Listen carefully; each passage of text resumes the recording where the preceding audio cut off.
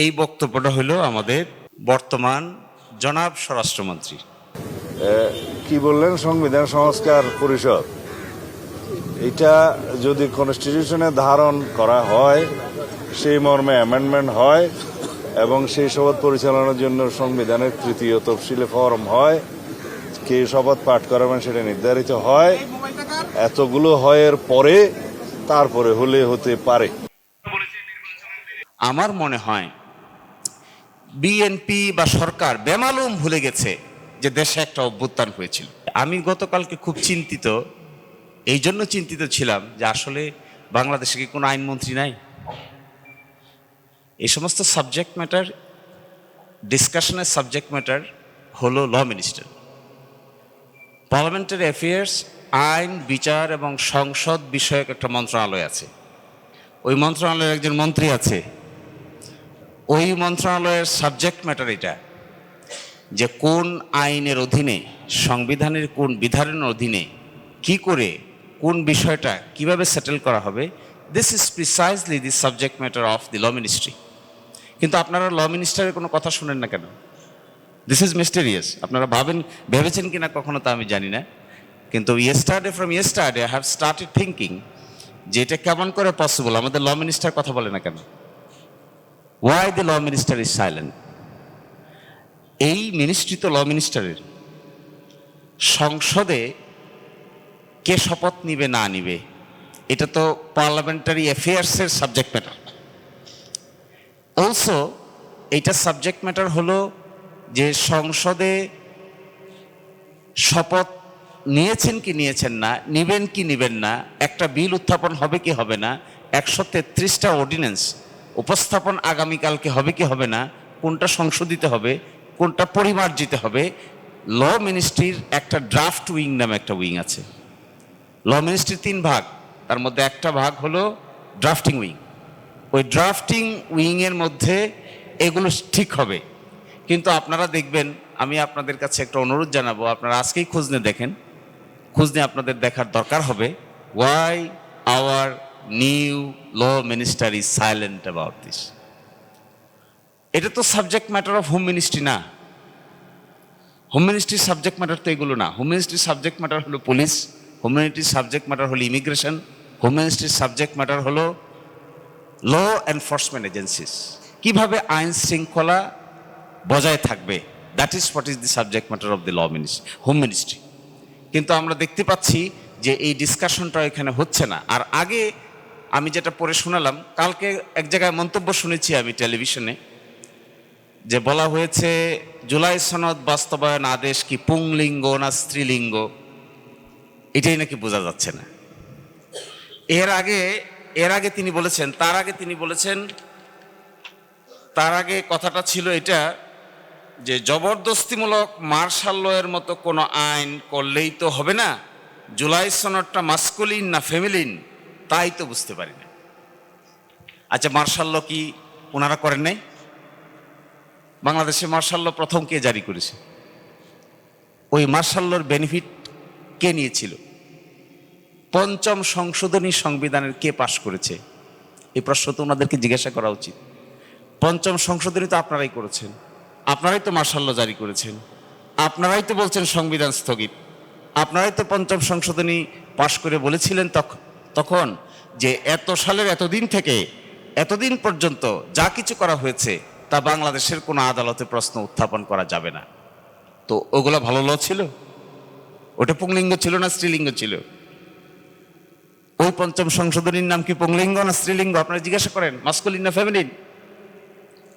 এটাও তো জিজ্ঞাসা করা উচিত।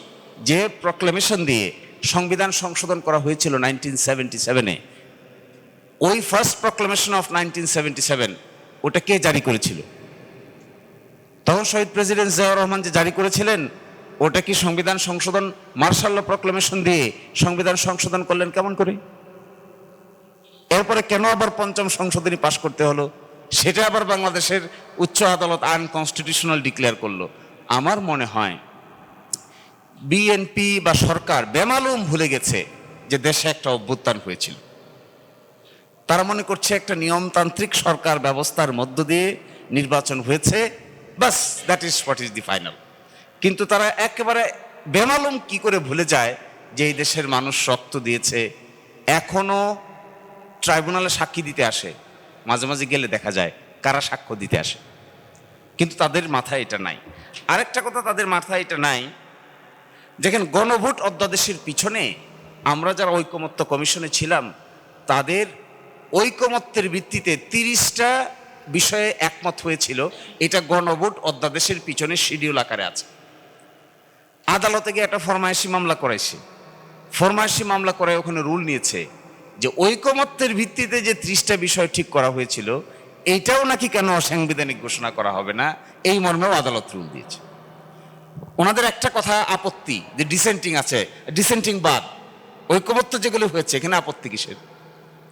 ঐকমত্য হয়েছে যে কোনো বিষয় এগুলোকে আদালতের সাবজেক্ট ম্যাটার বানিয়েছে। এর মানে কি? এর মানে হলো লিডারশিপের জীবনের সবচাইতে গুরুত্বপূর্ণ বিষয় হলো ট্রাস্ট এবং confidence.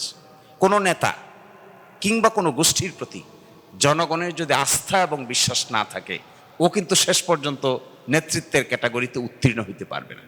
This is the secret of leadership. কেন মানুষ সংগ্রামী মানুষকে পছন্দ করে? কেন কেন মানুষ নেলসন ম্যান্ডেলাকে পছন্দ করে? কেন মানুষ সারা দুনিয়াতে হজরতে মোহাম্মদ মোস্তফা সাল্লাল্লাহু আলাইহি ওয়াসাল্লাম তিনি কেন পৃথিবীতে এক্সাম্পলারি নেতা হিসেবে আছেন? কেন? বিকজ তার কথা এবং তার কাজ, তার মুআমালাত, তার কর্মকাণ্ড, তার পলিসির মধ্যে আপনি বৈপরীত্য দেখতে পাবেন না। একইভাবে আপনি নেলসন ম্যান্ডেলা 28 বছর ছিল জেলের ভিতরে, আপনি দেখবেন ওই ভদ্রলোকের জিন্দেগিতে জেলে গেছে, জুলুম হয়েছে, থাকতে থাকতে জীবন পার করে দিছে, কিন্তু কখনো নিজের দেওয়া কমিটমেন্ট থেকে সরে দাঁড়ায় নাই। একইভাবে বেগম খালেদা জিয়াকে কেন আমরা আপসীর নেত্রী বলি? Because she suffered A lot but she did not compromise. এখন এসে আমরা কি বিপদে পড়েছি? তার দল সরকার গঠন করার আগে যা বলেছে, একসাথে মিলে আমরা যা আলোচনা করলাম, সরকার গঠন হওয়ার পরে কিংবা নির্বাচনের পরেই 180 ডিগ্রি অ্যাঙ্গেলে পোল্ট্রি মারছে। এই যে 180 ডিগ্রি অ্যাঙ্গেলে পোল্ট্রি মারার পরে আমরা জানা এখানে আলেম ওলামা, দেশের বিখ্যাত জ্ঞানী গুণীজন এখানে বসে আছেন, তাদের মনোজগতে আর আস্থা বিশ্বাসের জায়গাটা তো আগের মতো নাই। আপনি কি করে এটা ফিরে আনবেন? আপনি জানতো দেখি বাজারে যে কমেন্ট, যে ইন্টারভিউটা করেন, ইন্টারভিউর নিচে কমেন্টগুলো দেখবেন, টেলিভিশনের যে ভিডিও ক্লিপসটা ছাপা হয় অথবা আপনাদের মতো মিডিয়ায় যেগুলো ছাপেন তার নিচে কমেন্ট বক্সটা দেখবেন। গতকালকে আমি 2500 কমেন্ট একসাথে করে অ্যানালাইসিস করে দেখার চেষ্টা করেছি।